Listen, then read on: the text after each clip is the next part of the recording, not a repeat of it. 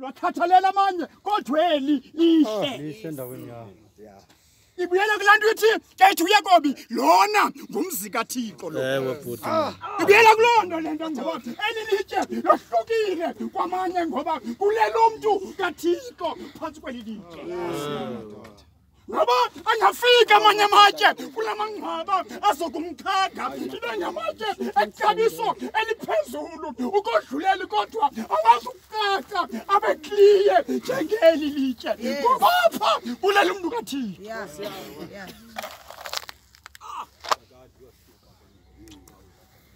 kukhona bomathwatyeni ubuqaqawuli behlabathi kukhona ubuqaqawuli bezulu kukhona ukukhanya kwelanga kukhona ukukhanya kwenyanga kuyahluka ukukhanya neenkwenkwezi ziqaqamba zonke emazulwini kodwa enye nenye inkwenkwezi iyahluka ngobuqaqawuli eli litye lahlukile kulamatyonka kule ndawo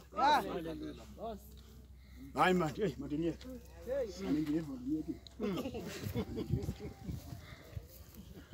masifumane cu